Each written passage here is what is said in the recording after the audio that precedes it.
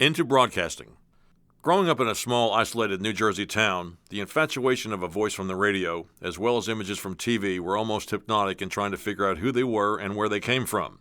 As I described earlier, when I got to Woodward Academy at age 14 in 1967, I immediately gravitated to the closed-circuit TV channel production facility, participating in the school's closed-circuit TV operation all the way through my senior year. Upon graduating from Woodward in 1972, I returned to New Jersey for 1 year. At that point, I was attending Brookdale Community College in Lincroft, New Jersey.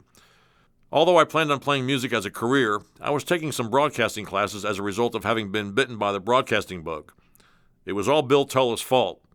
After that year in Jersey, I ventured back to Georgia in June of 1973 because of the music I had heard during high school. My plan was to enroll at Georgia State University and study music, or at least make an honest attempt to do so. At the same time, I was also able to land the volunteer DJ position at Georgia State University's radio station, WRAS. I started out doing some rip and read newscasts, and then actually got a regular DJ shift.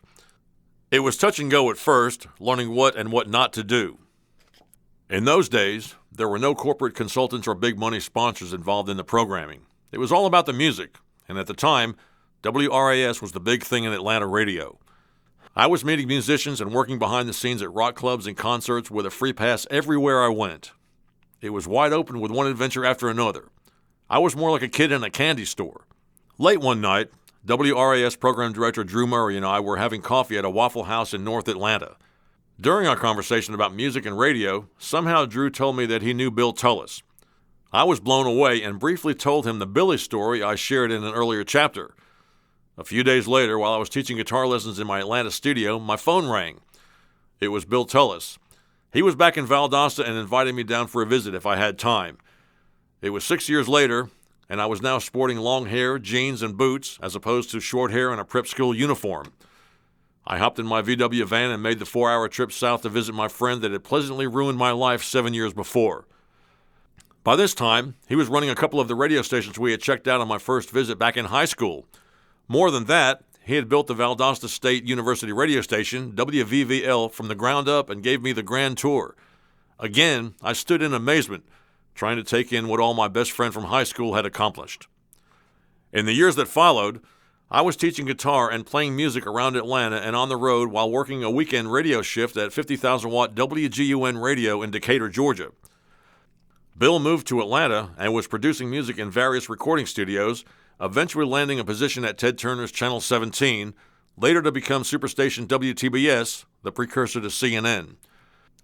In 1980, when CNN went on the air, Bill was at the forefront by becoming the chief audio guy overseeing the audio production for all of Ted's ventures. He was producing all of the music sounders for Turner Broadcasting, as well as traveling around the country producing big-time music in big-time studios with big-time artists. Bill Tullis was truly off the charts, with some industry professionals referring to him as the god of the broadcast industry. Fortunately, he and I would reunite again further on up the road in another stage of life. By late summer of 1974, I remember thinking that I really should bear down on trying to get my personal act together. It was August, and it always seemed like this time of year was a new beginning of sorts. After all, that is when school starts. Fall is in the air, the new TV season hits, and football season is preparing to get underway. It always seemed like we were starting the year to end the year. I decided to start calling some radio stations looking for part-time positions and landed a positive response from one about a mile from my apartment. I received a call back from the general manager, Ben Ackerman, from radio station WGUN. My shift would be Saturday mornings and Sunday afternoons. I immediately decided that in order to play music and do the Saturday shift, I would have to stay up all night when I was gigging on Friday night and then go in directly to the station at 6:30 a.m. on Saturday. I was only 21, so I was pretty much able to beat myself up in those days and bounce back fairly quickly. It just so happened that I landed the job at the right time, as I was immediately needed to fill in for 2 weeks for a full-time employee who was going on vacation. I remember having to be at work at 6:30 a.m. every morning for the first 2 weeks while still having to teach guitar lessons on into the evening. I was wondering if I could pull it off, and was worried about it so much that my dad called me every morning at 5:30 a.m. from New Jersey to make sure I made it in. That was in the days of the big phone company, and long distance was something you did only now and then. I'm sure the phone bill was not pretty. This new job would have me airing tape recordings of religious programs as well as spinning records during music segments. After the first 2 weeks of filling in, I then settled into my regular weekend shift, which I kept for quite a few years. My shift was Saturday morning from 6:30 a.m. sign-on until noon and Sunday noon until sign-off, which would vary from 5:30 p.m. in the winter to 8:45 p.m. in the summer. The format early in the morning until noon consisted primarily of white preachers, while the afternoon until sign-off would be predominantly local black church broadcasts. This was really tough while having to juggle playing gigs also on the weekends. On the upside, there were some really unique experiences that must be told. The first weekend on the air at radio station WGON gave me my first taste of crazy radio adventures still to come. Although I had been on the air for 2 straight weeks filling in for a full-time announcer's vacation, my first regular weekend shift finally arrived. The first Sunday afternoon started out quiet and uneventful as it should be, with the format consisting of live church broadcasts along with religious programming recorded on reel-to-reel tape. The shows were either 15 or 30 minutes in length. Around 4 p.m. that day, a preacher showed up at the station. He was a large, robust black gentleman dressed to the nines in a white suit, wearing a red flower and carrying a large white Bible. His church's broadcast was going to air at 4:30 p.m. for 15 minutes. He wanted to go on the air live for a minute or two before his taped broadcast in order to promote the church's revival happening that week. The gentleman introduced himself as Bishop Jesse L. Norwood of the Greater Bible Way Miracle Temple Worldwide of the Apostolic Faith. It seemed like an easy thing to make happen, so I agreed, letting him know that it would be perfectly okay to go on the air live for a minute or so before his taped broadcast. I directed him down the hall to the studio, instructing him to stand in front of the microphone and to start talking after he heard me give the station ID. After the ID, he began speaking. That was fine, but the only problem was that his voice wasn't coming through the speakers over the air. Immediately, I realized that the microphone was unplugged due to an audio bleed problem that was overdue for repair. This was typical of small market radio stations. Don't repair anything. Just tape over it and try to get the job done any other way you can. The situation wasn't a matter of life or death. My next instinct was to just start his program and then have him make the announcement somewhere in the middle or near the end of the program, after plugging in the microphone, of course. With my hand on the doorknob ready to enter the studio, I noticed that the gentleman was in full preaching mode. The 1-minute deadline passed, as did the 2-minute mark. Now I was getting somewhat nervous. In looking through the studio door window, the bishop was fully engrossed in the Spirit. His eyes were in the back of his head, arms swinging while shouting loud praises to the Lord. "Thank you, Jesus. We're going to have a time tonight at our revival," etc. He was close to speaking in tongues, although I don't think he quite reached that level. Panic was definitely setting in on what I should do. If I entered the studio, I was sure I would be injured or killed by a thrashing arm, if not by the Spirit of God striking this backsliding hippie with a bolt of lightning. My only alternative was to inconspicuously slither back down the hall to the safety of my control room where this preacher's church broadcast was airing and approaching the 1/3 mark. The bishop finally wound down after at least 4 minutes, then returned to my control room, wiping his brow and sweating profusely. He graciously thanked me for the opportunity to promote his revival. I told him to come back any time, and he was on his way. The preacher had no idea that he had gone into the studio and yelled at the 4 walls for close to 4 minutes, but I didn't have the heart to tell him the truth.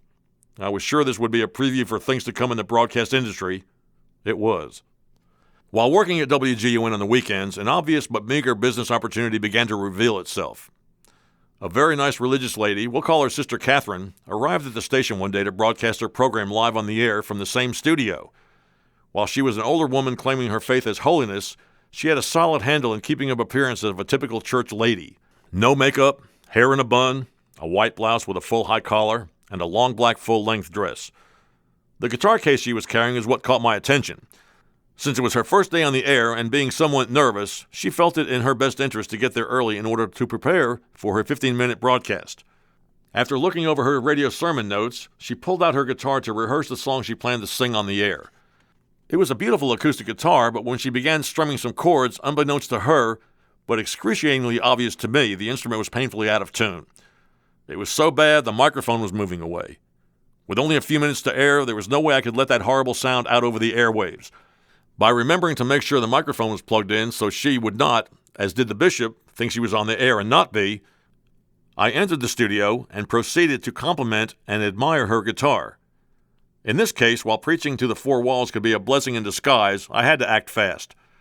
While lavishing praises on how pretty the instrument was, she agreed to let me pick it up. Sister Catherine was visibly impressed when I strummed a chord on her guitar and immediately tuned it up minutes before the show opened.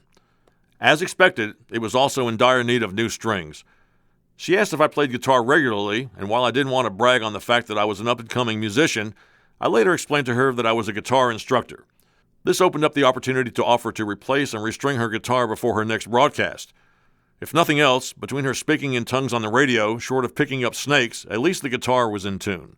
Word of this eventually got around to the other radio preachers that played guitar on the air. From this point on, I was never without a full guitar repair toolbox and an ample supply of strings at the radio station on the weekends. And I had no problem accepting their checks, although cash was welcome too. Saturday mornings were really tough each week, signing the station on at the crack of dawn since I was always in extreme pain from lack of sleep. The station was located in downtown Decatur, Georgia, and the transmitter was located in the southern portion of DeKalb County.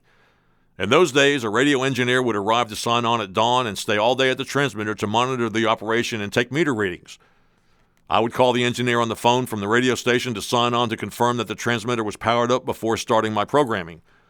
The morning schedule consisted of a steady stream of taped programs that ranged from 15 to 30 minutes in length up to 1 hour. During the longer programs, I could lean back in my chair and take cat naps, having actually trained myself to wake up if I didn't hear any sound in time to do a station ID and start the next program. If there was any dead air, the engineer would call on the hotline, I would hit the station ID, start the next program, and all would be right with the world. This worked well most of the time except for one Saturday morning when I decided to briefly nod out during a 1-hour taped church broadcast. The program went on as scheduled from 8 a.m. set to air until 9 a.m. The next program was a 30-minute program queued up on the tape deck set to start at 9 a.m. During the 8 o'clock 1-hour program, I leaned back in the chair to read the newspaper, but put it down just to rest my eyes. At 9:30 a.m., I woke up to see the 8 o'clock program tape flapping around at high speed on the take-up reel with the 9 o'clock program still queued up. The phone was lighting up. I was freaking out and immediately started the 9:30 program to get the station back on track. There was no call from the transmitter. I knew I was in deep trouble. In calling the transmitter, the engineer on the other end answered in a groggy voice. He had decided to take a nap on the couch out there, too. This was not good. With both of us now wide awake, it was time for us to coordinate our Watergate-type cover-up scheme to get us out of hot water. In the meantime, I answered the station phone line that was still blinking. It was the preacher of whose program had gone up in smoke, and he was not a happy camper. I explained to him that we were in the midst of a blackout, which wasn't actually an untruth, and that I would get back with him. The engineer and I made out our discrepancy reports claiming a power failure and fabricated as much crap as we could that sounded legitimate. I'm sure the general manager, who was a wonderful and tolerant fellow in addition to being a seasoned long-time radio man, was scratching his head thinking, a likely story. He had to have serious doubts about our story, but he ran with our explanations and let us keep our jobs. Maybe the fact that the only phone call that came into the station during the blackout was from the preacher whose broadcast was silenced due to our negligence indicated that he was probably the only one listening. For 9 years, I consistently worked the weekends well into 1983, with no other catastrophic incidents of that magnitude, I might add. While there were some other great and interesting experiences along the way, there were also some dark clouds on the horizon.